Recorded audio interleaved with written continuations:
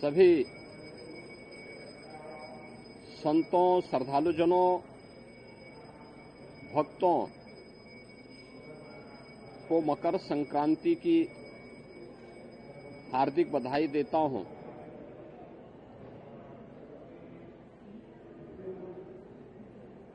मकर संक्रांति भारत के पावन पर्व और त्योहारों की श्रृंखला का एक ऐसा पर्व है जो जगत पिता सूर्य के प्रति कृतज्ञता ज्ञापित करने का एक उत्सव है। पूरे देश के अंदर अलग अलग नाम और रूपों के आधार पर इस पर्व को सनातन धर्मावलंबी बड़ी श्रद्धा के साथ इस आयोजन के साथ जुड़ते हैं।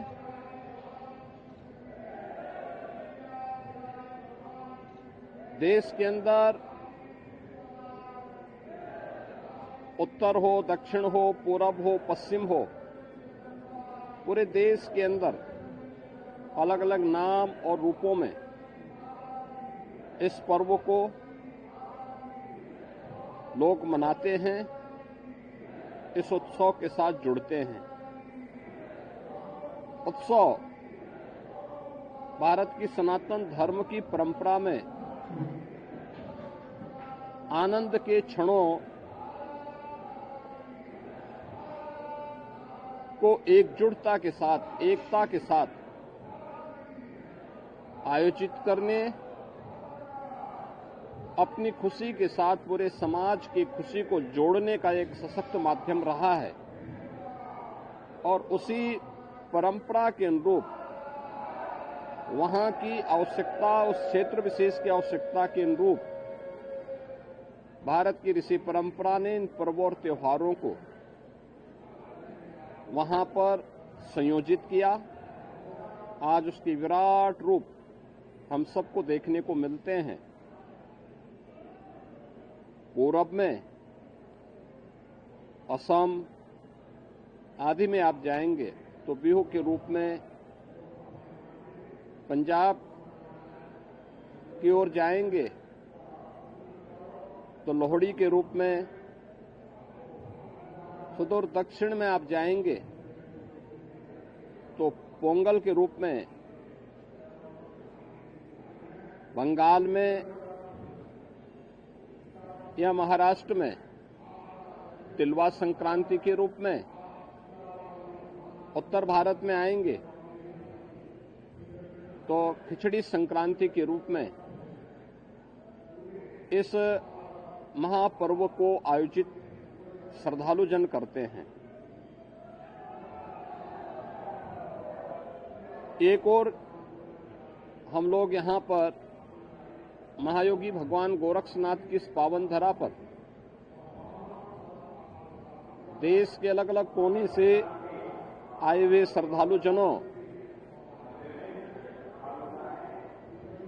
के साथ मिलकर के, इन लाखों श्रद्धालुजनों के साथ भगवान गोरक्षनाथ जी को आस्था की पावन खिचड़ी चढ़ाया जा रहा है। तो दूसरी ओर इस सदी का पहला महाकुंभ तीर्थपति प्रयागराज में प्रारंभ हो चुका है और आज पहला अमृत स्नान का पुण्य प्रारंभ हो चुका है। यानी महाकुंभ में के प्रति जो आकर्षण देश और दुनिया में देखने को मिल रहा है वो अद्भुत है, अकल्पनीय है। कल ही आपने देखा होगा प्रयागराज में लगभग 1.25 करोड़ श्रद्धालुजनों ने मां गंगा, यमुना और सरस्वती के पावन त्रिवेणी के संगम पे डुबकी लगा करके पुण्य के भागीदार बने। आज वहां पे पूज्य संतों की अगुवाई में लाखों की संख्या में कुछ ही देर में अखाड़ों का अमृत स्नान प्रारंभ होने वाला है और इसके साथ ही ब्रह्म मुहूर्त में 3 बजे से ही लाखों की संख्या में श्रद्धालुजन अभी से वहां डुबकी लगा रहे हैं, पुण्य के भागीदार बन रहे हैं। उसमें देश और दुनिया से आए हुए सनातन धर्मावलंबी तो हैं ही, साथ साथ सनातन धर्म के प्रति आकर्षित तमाम विदेशी श्रद्धालु भी इस महाकुंभ के साक्षी बन रहे हैं।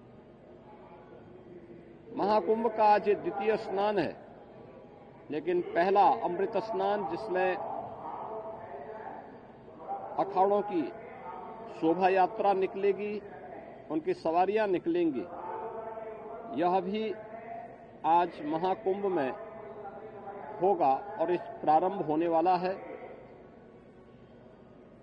प्रदेश के अंदर अलग अलग स्थानों पर इस अवसर पर पवित्र नदियों में, सरोवरों में स्नान, ध्यान, दान, पुण्य का कार्यक्रम बड़े उत्साह से प्रारंभ हो चुका है। ये मेरा सौभाग्य है कि मुझे अभी यहां पर भगवान गोरक्षनाथ की इस पावन स्थली पर बाबा के श्री चरणों में पावन खिचड़ी को चढ़ाने का अवसर प्राप्त हुआ है। आज दिन भर लाखों की संख्या में प्रदेश भर से, देश भर से और नेपाल आदि देशों से भी आए हुए ये सभी लाखों श्रद्धालु बाबा को अपनी पावन खिचड़ी चढ़ाएंगे। आपने देखा होगा कहीं भी कोई समस्या नहीं, श्रद्धालुजन बड़ी श्रद्धा के साथ अपनी आस्था की खिचड़ी चढ़ा रहे हैं और बाबा के प्रति अपनी श्रद्धा को व्यक्त कर रहे हैं। इस अवसर पर मेरी पूरे प्रदेश वासियों से आस्था के इस पावन महापर्व पर यही अपील है कि पर्व और त्योहार हमें एकता का संदेश देते हैं, सामाजिक एकता का, राष्ट्रीय एकता को सुदृढ़ बनाने का, और इन पावन परंपराओं को क्षुण्य बनाए रखने, इनकी पवित्रता और इसकी मर्यादा का पालन करने की भी प्रेरणा प्रदान करते हैं। मेरी विशेष अपील होगी, पर्व और त्योहारों के पीछे श्रद्धा का भाव यह अभिनंदनीय है। हम अवश्य इस बात को ध्यान दें कि हमारे पावन तीर्थ स्वच्छ और सुंदर बने रहें। सिंगल यूज प्लास्टिक का उपयोग हम कतई न करें। कहीं भी जहां तहां गंदगी न करें। शासन प्रशासन सभी पूज्य संतों के, श्रद्धालुजनों के सबकी व्यवस्था के लिए पूरी तन्मयता के साथ लगे हैं। अनेक स्वयंसेवी संगठन श्रद्धालुजन और संतों की सेवा के लिए तत्परता के साथ कार्य कर रहे हैं और मुझे पूरा विश्वास है कि ये सभी आयोजन सकुशल संपन्न होंगे। मैं एक बार फिर से मकर संक्रांति की और महाकुंभ के प्रथम अमृत स्नान की मंगलमय शुभकामनाएं प्रयागराज में आए हुए पूज्य संतों को, कल्पवासियों को, श्रद्धालुजनों को और मकर संक्रांति की अपनी शुभकामनाएं सभी प्रदेशवासियों को भी इस अवसर पर देता हूं। बहुत बहुत धन्यवाद।